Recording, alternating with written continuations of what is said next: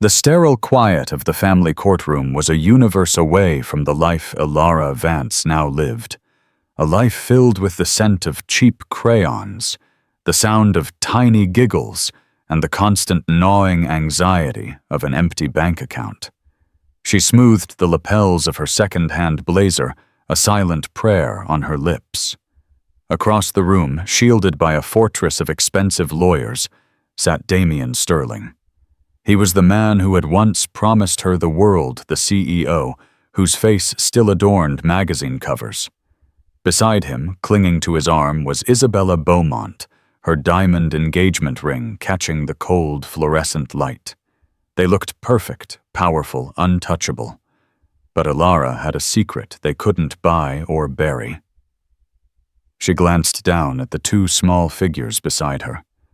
5-year-old Liam and Lily, her twin anchors in a stormy sea. This wasn't about revenge. It was about a truth so fundamental it had the power to shatter their gilded world forever. 5 years and 7 months ago, Elara Vance believed in fairy tales.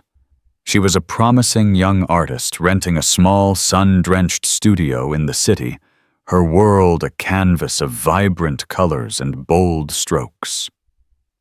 Damian Sterling had walked into her gallery, showing like a character from a different novel entirely, all sharp suits, sharper wit, and an aura of effortless command that came from being the heir to the Sterling Enterprises fortune. He wasn't just interested in her art.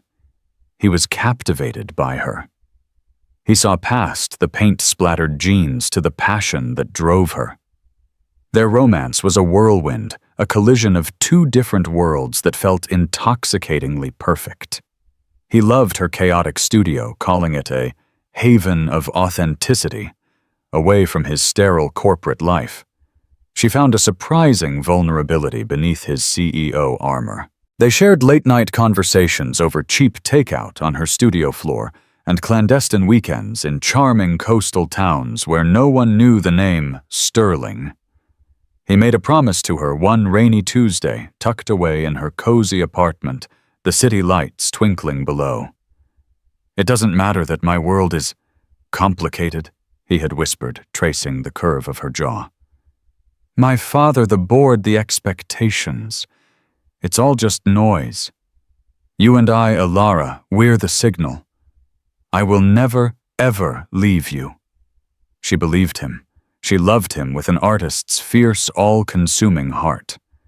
So when she discovered she was pregnant, her initial fear was quickly replaced by a giddy excitement. This was the ultimate collaboration, a new masterpiece they would create together. She planned the perfect way to tell him, setting up a tiny pair of booties next to a positive pregnancy test on their favorite spot in her studio. But Damian never saw it. The day she planned to tell him was the day he disappeared. His calls stopped. His texts went unanswered. A week later, a sterile, corporate-looking envelope arrived by courier. Inside was a cashier's check for $50,000 and a one-page letter typed on Sterling Enterprises letterhead and signed by a lawyer she'd never heard of, a Mr. Caldwell. It was a termination agreement for a personal relationship, complete with a non-disclosure clause. There was no note from Damian, no explanation, no goodbye. Just a cold, transactional severing. The world Elara had painted with such vibrant hope turned to gray ash. She tried to reach him, storming the gleaming fortress of Sterling Tower, only to be politely but firmly escorted out by security. She left frantic, tearful voicemails that were never returned. 2 weeks later, she saw the announcement in a high society gossip column. CEO Damian Sterling announces engagement to Beaumont heiress Isabella, and the picture showed him smiling with his arm wrapped around a stunning, perfectly poised woman. It was a dagger to the heart. The pregnancy was difficult. The shock and heartbreak took a physical toll. But then she had an ultrasound, and the technician's words cut through her grief. "Well, look at that. It's twins." In that moment, something shifted. Her fight was no longer for a man who had discarded her, but for the two tiny heartbeats that depended on her. The next 5 years were a testament to her resilience. The $50,000, which had felt like an insult, became a lifeline. She moved to a more affordable town, trading her city studio for a small 2-bedroom apartment. She put her art career on hold, taking on freelance graphic design work she could do late at night after putting Liam and Lily to bed. Her children were her world. Liam with his serious eyes and Damien's determined chin was her little protector.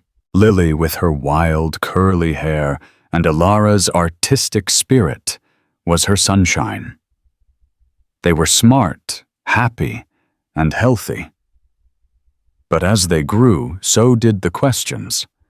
They started noticing that other kids had daddies. And worse, a hereditary heart condition that ran in Damien's family, something he'd mentioned in passing, began to manifest as a minor but worrying murmur in Liam. The doctor said it needed monitoring, and the potential future costs were terrifying. Ilara knew she couldn't do it alone anymore. This wasn't about the money for herself. It was about her children's right to their father's name, their heritage, and the medical security his resources could provide.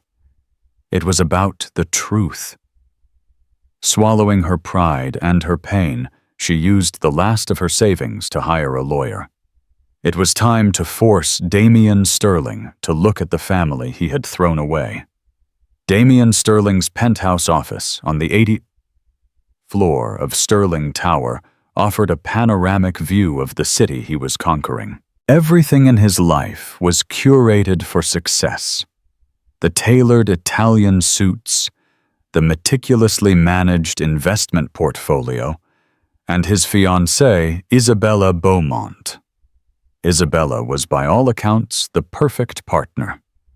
The daughter of a rival corporate titan, their union was less a romance and more a merger set to consolidate two of the country's most powerful business dynasties.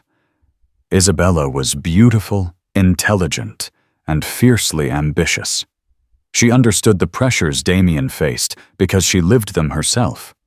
She never complained about his 16-hour workdays or the fact that their conversations often revolved around market caps and quarterly reports.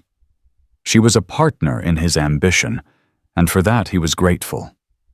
Yet, in the quiet moments late at night, when the city lights blurred into a glittering tapestry below the carefully constructed walls around his heart, would sometimes crack. A scent, a song, the particular shade of the sunset, and an image of Ilara would flash in his mind. Her laughter, the smell of turpentine in her studio, the way she looked at him as if he were the only man in the world, not just the CEO of Sterling Enterprises. He would push the memories down, labeling them as a youthful indiscretion, a dangerous detour from the path his father, Alistair Sterling, had mapped for him since birth. Alistair Sterling was the family patriarch, a man forged from steel and ice. He viewed emotion as a liability and love as a variable to be managed. When he had discovered Damien's infatuation with an unknown artist, his reaction had been swift and brutal. "She is a nobody, Damien." Alistair had said, his voice dangerously low, in the middle of a tense boardroom meeting 5 years ago. "A distraction. We are in the final stages of the Beaumont merger. Do you have any idea how a scandal, a penniless artist claiming to have her claws in you, would look to Richard Beaumont? You will end it, today, cleanly." Damien had tried to argue, but his father presented him with an ultimatum: Ilara, or his legacy. The company, the power, the life he'd been groomed for. Alistair had already had his legal team, led by the ruthless Arthur Caldwell, draw up the severance papers, Trapped and terrified of his father's wrath, a 28-year-old Damien had capitulated. He let his father's lawyers handle the clean-up, convincing himself it was for the best for everyone. He told himself Elara would be better off without the crushing weight of his world. It was a lie he repeated so often, he almost believed it. Life with Isabella was predictable stable. It was a life of galas, board meetings, and weekend trips to the Hamptons. It was a gilded cage, and most days Damien was content not to rattle the bars. The court summons arrived on a crisp autumn afternoon. Damien's personal assistant, a nervous young man named Peter, brought it into his office on a silver platter as if it were a bomb.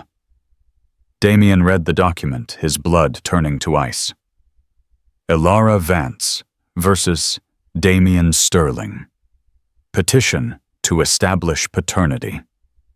His first emotion was not anger, but a jolt of something he couldn't name. A flicker of a long-buried hope. He quickly extinguished it. He was engaged. The merger was imminent. This was a disaster. He immediately called Isabella, who was lunching with her mother at the Carlisle. She arrived at his office 30 minutes later, her expression a mask of cold fury.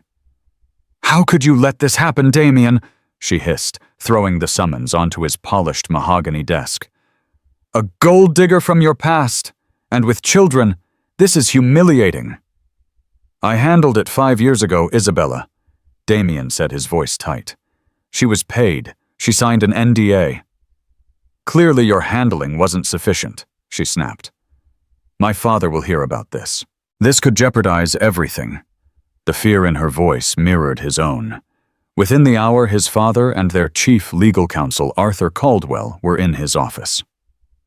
Alistair Sterling read the petition, his face like granite. "Incompetence," Alistair muttered, not looking at Damien, but at Caldwell. "You were supposed to ensure this loose end was tied." "She took the money," Caldwell said defensively. "The NDA is ironclad regarding the relationship, but paternity is a different beast. She claims the children are his." "Are they?" Alistair asked, finally turning his cold gaze on his son. Damien felt the weight of that stare, the same one that had crushed his descent 5 years ago. He thought of Elara. He knew her. She wasn't malicious. If she said she had his children, but admitting that now was impossible. "It's unlikely," Damien lied, the word tasting like poison. "It was a long time ago. She could have been seeing anyone." Alistair nodded slowly. "Unlikely isn't good enough. This woman is a parasite attempting to attach herself to our family name. We will fight this. We will destroy her credibility. We will prove she is a liar and an extortionist. Caldwell, spare no expense. I want her buried in legal fees. I want her reputation in tatters. Make her regret the day she ever heard the name Sterling." Isabella, watching from the side, gave a small, satisfied smile. "Exactly. She needs to be taught a lesson." Damien said nothing. He looked out the window at the sprawling city below, a kingdom built on secrets and lies. And deep inside the gilded cage, the bars began to feel very, very real. The courtroom was an intimidating arena of polished wood and hushed tones. Elara felt impossibly small, her simple navy blazer a stark contrast to the sea of expensive suits on the other side. Her lawyer Anya Sharma was a calm, grounding presence beside her. Anya was sharp and empathetic, her confidence a shield for Elara's frayed nerves. On the other side, Damien sat stone-faced between Isabella and Arthur Caldwell. Caldwell was a caricature of a corporate shark, sleek, silver-haired, with eyes that seemed to calculate a person's worth and find it wanting. The proceedings began. Judge Thompson, a no-nonsense woman with a reputation for fairness, peered over her glasses at the petition. Caldwell stood up, his voice smooth and condescending.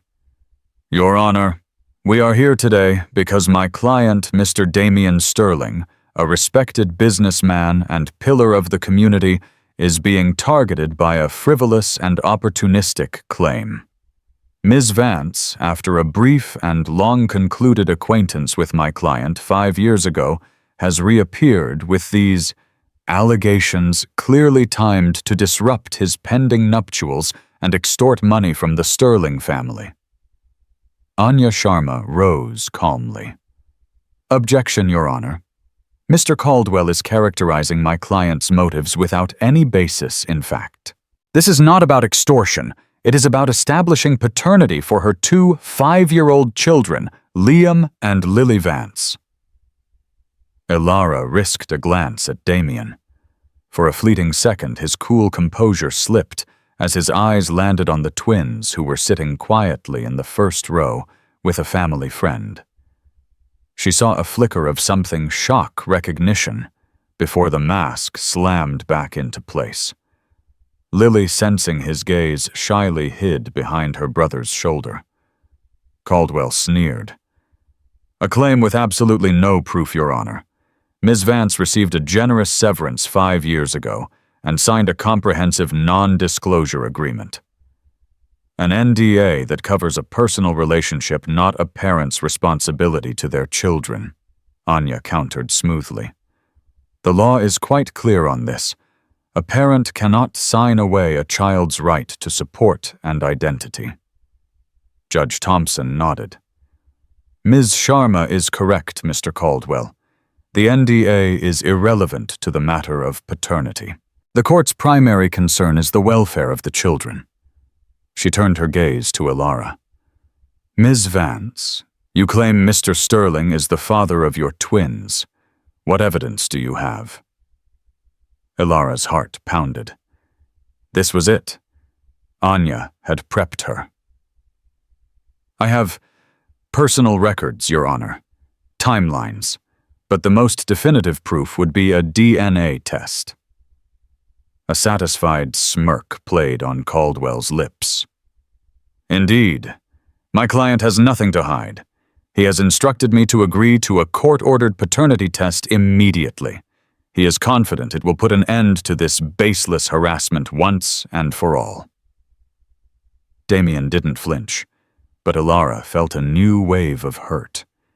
The ease with which he agreed, the absolute certainty in his legal team's demeanor, it felt like another calculated blow. Did he truly believe they weren't his? Or was this just another move in a corporate game she didn't understand? Isabella leaned over and whispered something in Damien's ear, a triumphant smile on her face.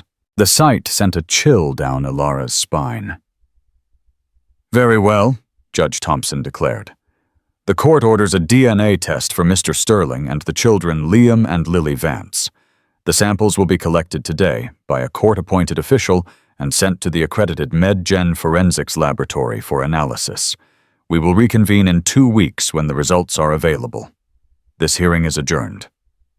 The gavel strike echoed like a gunshot. As people began to file out, Ilara gathered her children. Liam tugged on her sleeve. Mommy, is that the man from the magazines? He asked, his voice a small whisper. Before Ilara could answer, Damien and his entourage swept past. For a moment, Damien's path intersected with theirs. He was less than 3 feet away from the son who had his chin, and the daughter who had a familiar spark in her eyes. He looked down at them, his expression unreadable, a vortex of conflict. Lily looked up, her wide, curious eyes meeting his. Isabella quickly stepped between them, putting a possessive hand on Damien's chest. Darling, let's go. We have reservations. Her eyes raked over Ilara and the children with undisguised contempt. Damien allowed himself to be led away, never looking back. Later that day, a stoic lab technician took cheek swabs from a nervous Liam and Lily and a composed Damien Sterling. The process was sterile, impersonal, and deeply humiliating for Ilara. As she watched the sealed evidence bags being placed into a courier box, A sense of dread mingled with her hope. She had to believe the truth would prevail. Science couldn't be bought. It couldn't be intimidated by Alistair Sterling or manipulated by Arthur Caldwell. Biology was the one thing they couldn't control. She had staked everything on that belief, and in 2 weeks, she would find out if her faith was tragically misplaced. The 2 weeks leading up to the next court date were the longest of Ilara's life. She tried to maintain a normal routine for the twins, but a cloud of anxiety hung over their small apartment. She vacillated between moments of fierce certainty and waves of crippling doubt. What if something went wrong? What if after all this she was humiliated and dismissed? Anya Sharma assured her repeatedly, "The science is absolute, Ilara. Trust the process." The day finally arrived. The atmosphere in the courtroom was even more charged than before. A few gossip columnists had gotten wind of the case and were scattered in the gallery notebooks at the ready. Isabella was dressed in a vibrant red power suit, a stark statement of defiance. Damien looked tired, the strain showing around his eyes. Judge Thompson entered, and a hush fell over the room. "We are here to review the results of the court-ordered paternity test in the matter of Vance versus Sterling. I have the certified report from MedGen Forensics right here." She opened a sealed manila envelope. Ilara held her breath, her knuckles white as she gripped the edge of the table. This was the moment that would define her children's future.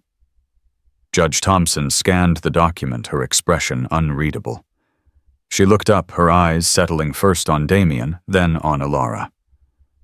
"According to this report," the judge began, her voice even, "the tests analyzed 22 genetic markers.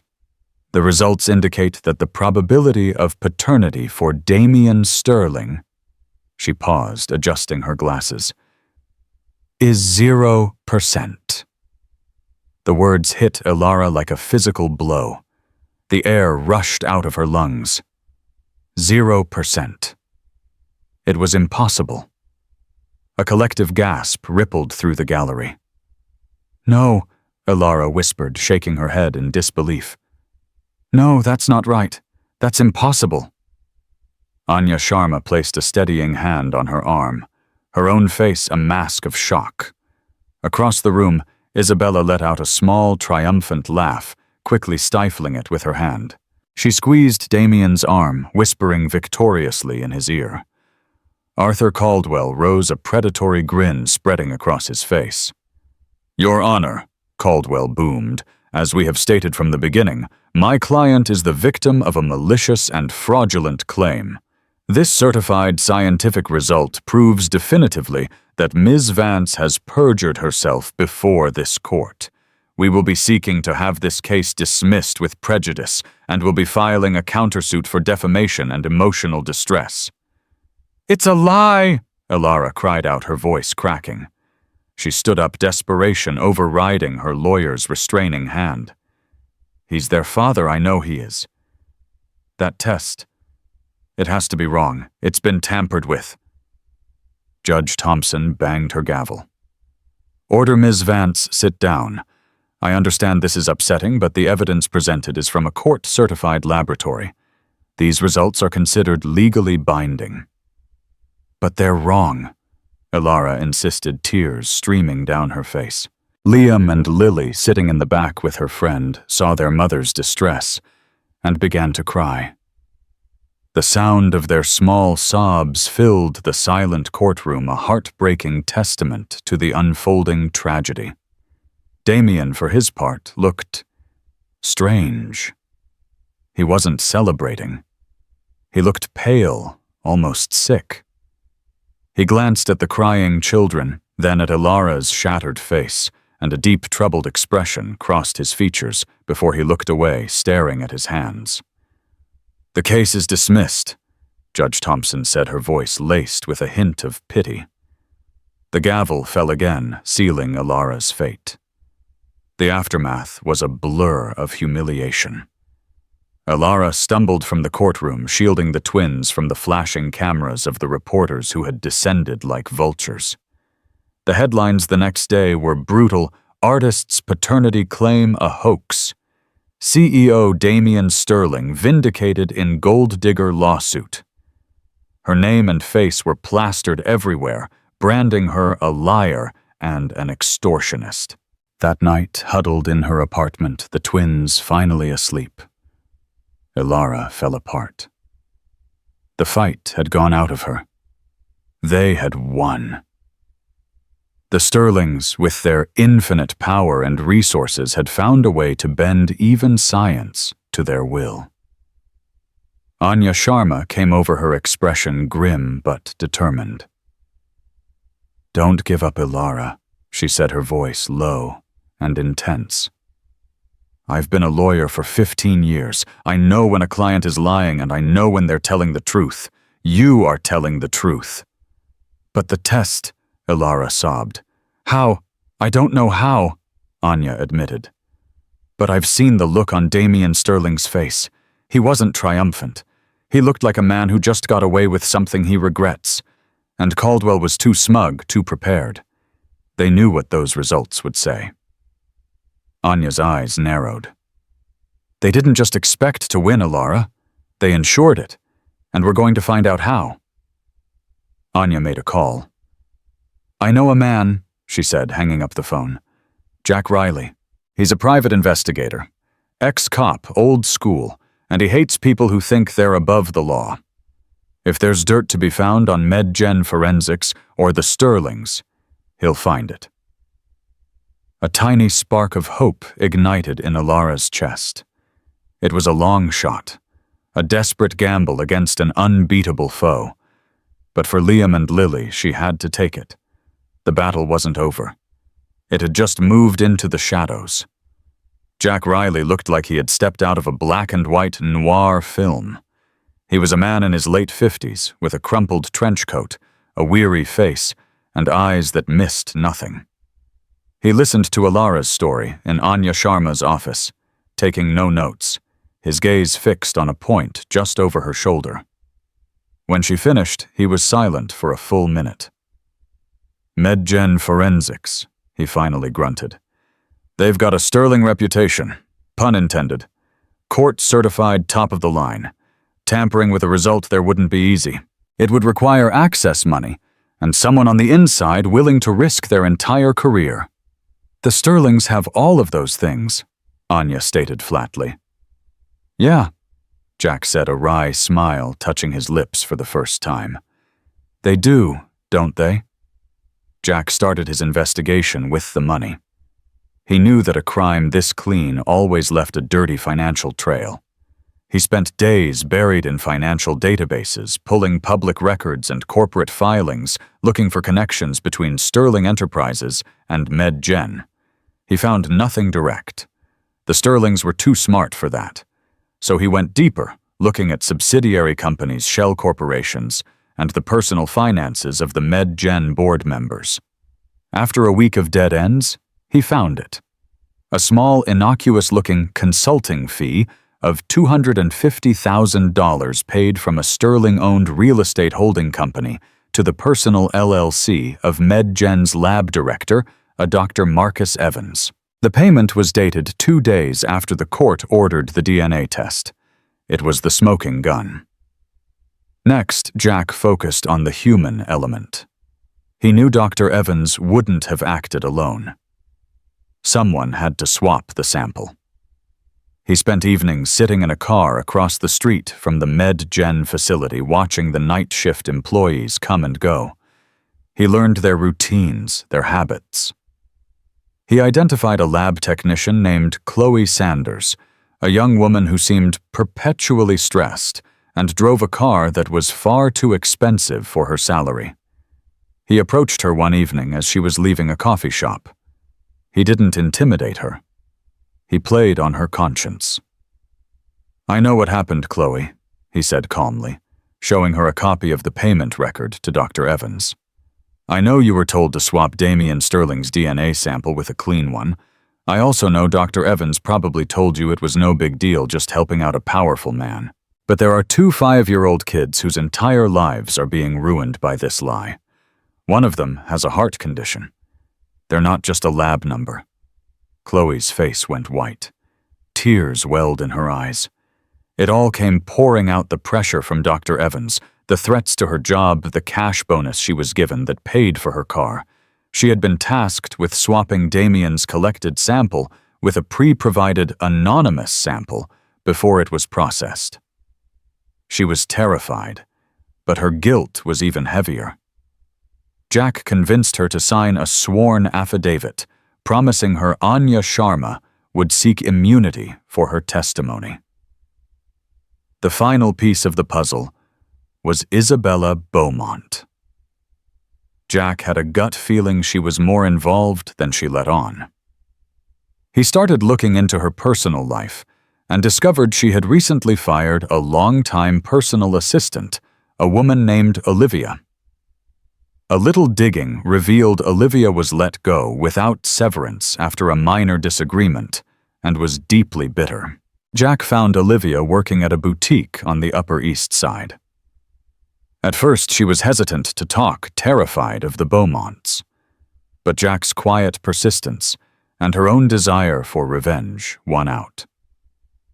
Isabella was obsessed, Olivia recounted, sipping a coffee Jack had bought her. After the summons came, she was on the phone with Mr. Alistair Sterling constantly. I heard her talking to him. She said, "We have to make this go away permanently, no loose ends." Then, the day before the first court hearing, I overheard her on the phone with someone. She was furious. She said, "What do you mean you can't guarantee it? Damien is weaker than you think. If he sees those children, he might break. This test has to come back negative. Alistair promised me he would handle it." It was everything they needed. The financial trail, the inside witness from the lab, the testimony proving Isabella and Alistair were the architects of the conspiracy. They hadn't just tampered with a test. They had committed a massive fraud on the court. Anya Sharma immediately filed an emergency motion to reopen the case based on new evidence of fraud and witness tampering. A preliminary private hearing was set with Judge Thompson in her chambers. When Anya laid out the evidence, the bank transfer, the lab tech's affidavit, Olivia's statement. The color drained from Arthur Caldwell's face. Alistair Sterling, who was also present, remained impassive, but a muscle twitched in his jaw. Judge Thompson was livid. Her face was a thundercloud of controlled rage. "This is the most egregious case of judicial fraud I have ever witnessed in my 30 years on the bench," she said, her voice dangerously quiet. "Mr. Caldwell, you and your clients are on the thinnest of ice." She granted the motion immediately. A new hearing was set for the following week, and this time she ordered a new DNA sample to be taken from Damien Sterling in her presence to be processed by a state lab under the direct supervision of the court. The walls of the gilded cage were beginning to crumble. The atmosphere in the courtroom for the second hearing was electric with tension.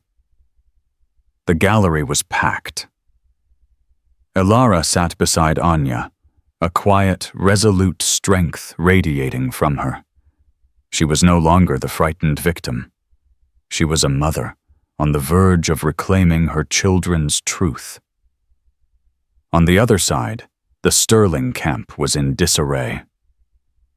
Alistair Sterling sat directly behind Damien, his presence a heavy, suffocating blanket. Isabella looked pale and drawn, her usual haughty confidence replaced by a brittle fear. Damien himself was a ghost, his eyes hollowed out, trapped between the fury of his father and the impending collision with his past. Judge Thompson's demeanor was glacial. "This court has been presented with substantial evidence of fraud," she announced, her voice ringing with authority. "We are here today to get to the bottom of it. Ms. Sharma, you may call your first witness." Anya called the lab technician, Chloe Sanders, to the stand. In a trembling voice, Chloe detailed the entire scheme, describing how Dr. Evans had coerced her into swapping Damien's DNA sample. She pointed him out in the courtroom, where he sat sweating profusely with his own lawyer. Next, Anya called Olivia Isabella's former assistant. Olivia coolly and clearly recounted the phone calls she had overheard between Isabella and Alistair, cementing their roles as the masterminds. Isabella shot daggers at her from the defense table. The evidence was damning, a systematic deconstruction of the Sterling family's lies, but Anya saved her final, most crucial move for last. The plaintiff calls Damien Sterling to the stand. A hush fell as Damien, his movements stiff and robotic, walked to the witness box. Arthur Caldwell whispered frantic instructions to him, but Damien didn't seem to hear. He sat down, avoiding Ilara's gaze. Anya approached him not with aggression, but with a quiet intensity. She started with the facts. Mr. Sterling, were you aware that your father and your fiancée conspired to tamper with a court-ordered DNA test? Objection, Caldwell shouted. Assumes facts, not an evidence. Overruled, the judge snapped. The witness will answer the question. Damien hesitated, his jaw tight. I was aware that my father would be handling the situation. And by handling, you understood that to mean ensuring a negative paternity result, regardless of the biological truth. Anya pressed. I trusted my father's judgment. Damien mumbled a pathetic evasion that convinced no one. Anya nodded, letting the weakness of his answer hang in the air. Then she changed tactics, moving from the crime to the man. Mr. Sterling, let's go back 5 years. Do you remember a rainy Tuesday in Ms. Vance's apartment? You were talking about the future. Do you remember what you promised her? Damien flinched, the memory clearly striking a nerve. I don't recall specifics. Let me refresh your memory, Anya said softly. You told her, you and I, we're the signal. I will never, ever leave you. Do you remember that, Mr. Sterling? He swallowed hard, his eyes flicking towards Ilara for the first time. He saw the pain, the memory, the years of struggle in her gaze. Yes, he whispered, the sound barely audible. And do you remember the nickname you had for her? Anya continued, her voice gentle but relentless. You called her Eli because she brought light into your world.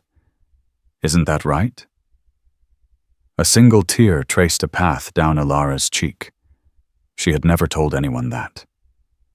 Damien's composure began to crack. Yes. Now, Mr. Sterling. Anya's voice grew stronger. I want you to look at those 2 children sitting in the back of this courtroom. Reluctantly, Damien turned his head. He saw Liam watching him with an unnervingly steady gaze, his own chin set in miniature. He saw Lily clutching a small, worn teddy bear, her big, curious eyes filled with a child's unfiltered honesty. They were not abstract concepts anymore. They were real. They were his. The results of the new court-supervised DNA test came in this morning, Anya announced, holding up a new sealed envelope. Judge Thompson has them now.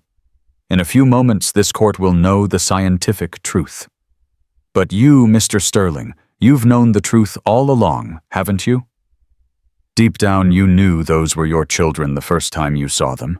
You knew it when you let your father and your fiancée orchestrate a despicable lie to deny them, and you know it now. She took a step closer. So I ask you one last time, Mr. Sterling, not as a CEO, not as a son, but as a man. Before the judge opens that envelope, I want you to tell this court under oath. Are you the father of Liam and Lily Vance? The courtroom was utterly silent. Everyone leaned forward. Alistair Sterling stared at the back of his son's head, his eyes burning with silent command. Isabella was gripping the table, her knuckles white, her face a mask of pure panic. Damien looked at his children.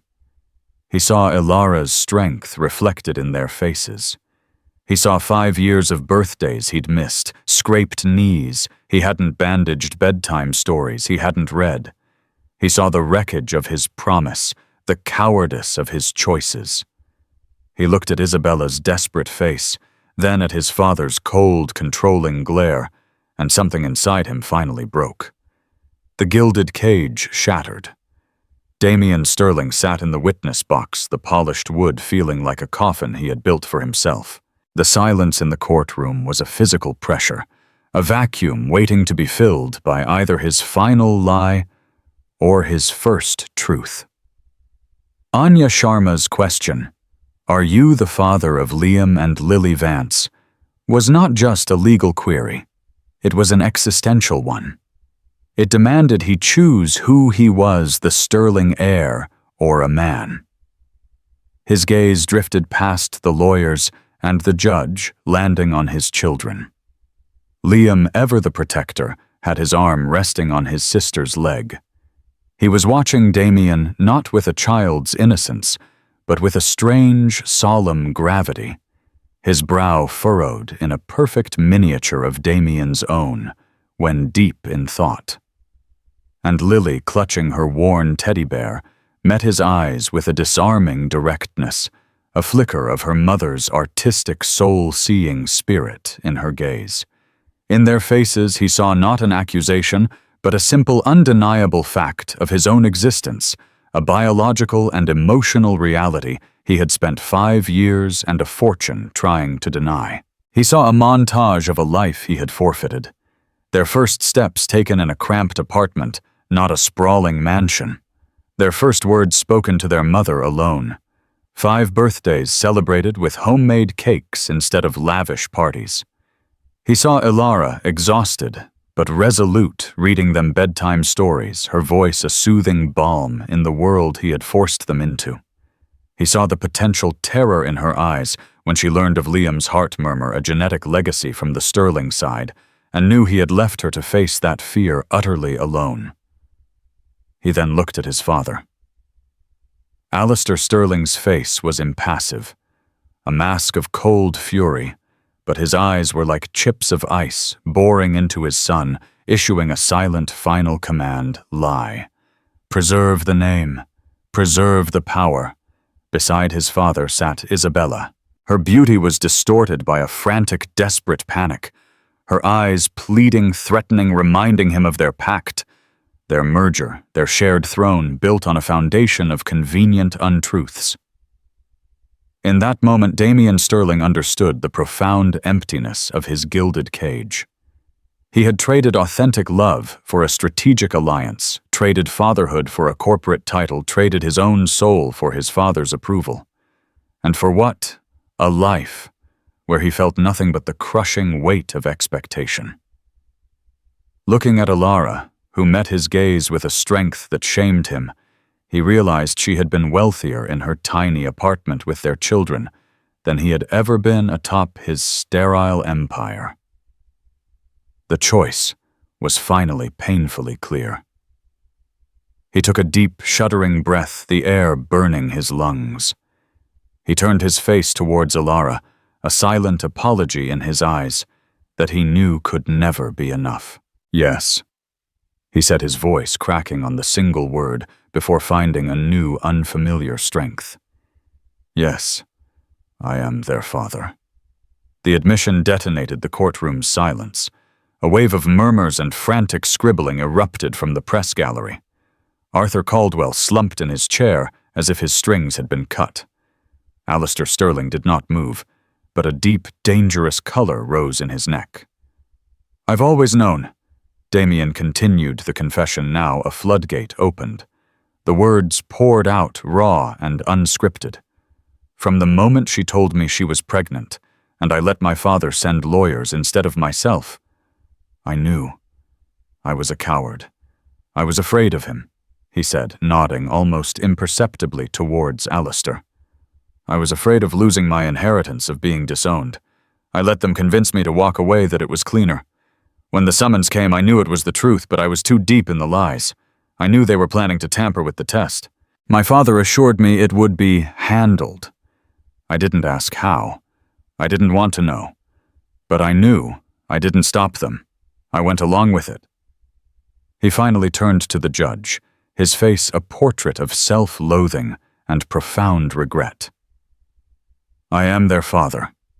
Liam and Lily are my children, and I have failed them every single day of their lives. The confession, so complete and damning, seemed to suck all the air from the room once more. Then a raw, piercing shriek ripped through the chamber. "No!" Isabella. Beaumont screamed, launching herself from her chair. Her carefully crafted facade of poised perfection shattered into a million pieces. "Damien, what are you doing? You pathetic weakling! You promised me, you liar! You promised me this would go away!" Her eyes wild with fury, and terror darted around the room. "He's nothing without his father!" she shrieked, pointing a trembling, diamond-clad finger at Damien, then swiveling to indict Alistair. Alistair planned the whole thing. He called it brand management. He paid the doctor through a shell company in the Caymans. He told me it was foolproof. He said, "The girl and her bastards will be a forgotten footnote by Christmas." We had a deal. Judge Thompson slammed her gavel down the sound like a rifle crack. "Order Ms. Beaumont. You are in contempt of this court. Bailiff, restrain her." As two uniformed officers moved purposefully towards her, Isabella's hysteria crescendoed. She backed away from the table, her movements jerky and panicked. "Don't you touch me. Do you know who I am? My father will ruin you, all of you. This was supposed to be my life, my wedding." The officers took her arms firmly but professionally. The fight seemed to go out of her, then her rage collapsing into ragged, ugly sobs. The poised heiress was gone, replaced by a desperate, ruined woman, her shrieks echoing down the marble hallway as she was escorted from the courtroom. Judge Thompson surveyed the scene, her face a thundercloud of righteous fury. "In 30 years on the bench," she said, her voice low and seething with contempt, "I have never witnessed such an arrogant and despicable conspiracy to defraud the court and deny two innocent children their birthright. This is not just a family matter. It is an attack on the very foundations of our justice system." She unsealed the new DNA results. For the record, the state-supervised test confirms with 99.999% certainty that Damien Sterling is the biological father. A formal judgment of paternity is hereby entered. She then turned her wrathful gaze upon the remaining defendants. "This court is referring this entire matter to the District Attorney's Office for immediate criminal prosecution. I expect charges of perjury conspiracy to commit fraud and witness tampering to be filed against every single person involved. That includes you, Mr. Sterling," she said, nodding to a pale Alistair. "And you, Mr. Sterling," she finished, looking at Damien. "Your confession will be noted, but it does not absolve you. As for you, Mr. Caldwell, your conduct will be referred to the State Bar with my strongest recommendation for disbarment." The fallout was immediate and catastrophic. Warrants were issued. Alistair Sterling, the untouchable titan of industry, was arrested before he could even leave the courthouse, his face a mask of disbelief as he was read his rights. The image of the patriarch in handcuffs became the defining photo of the scandal. The media frenzy was biblical. The Sterling Beaumont scandal dominated every news cycle. Sterling Enterprises stock went into freefall, and the Beaumont merger was terminated in a scathing public statement. The two great families once lauded for their power were now objects of public scorn and ridicule. For Ilara, the victory was surreal. She had done it. She had secured her children's identity and their future. The court mandated a trust that would cover all of Liam's medical needs and both children's education funded directly by the liquidation of some of Damien's personal assets. A week after the verdict, a letter arrived delivered by a regular postal worker, not a courier. It was from Damien. In it, he didn't ask for forgiveness. He simply stated his profound remorse and asked if he could speak to her. Ilara agreed to meet him in a neutral public place, a quiet city park midway between her small town and his shattered world. He looked different. The expensive suit was gone, replaced by simple jeans and a sweater. Without the armor of his wealth, he just looked tired and broken. I know sorry is a meaningless word, after what I've put you and the children through, he began, his voice hoarse. I've spent every moment since that day in court replaying my choices. The fear. It was like a disease, Eli. Fear of my father, fear of failure. I let it rot me from the inside out. I don't deserve to be in their lives. But they deserve a father, and if you'll let me, I want to spend the rest of my life trying to learn how to be one for them. Ilara listened, her heart a tangled knot of old wounds and new realities.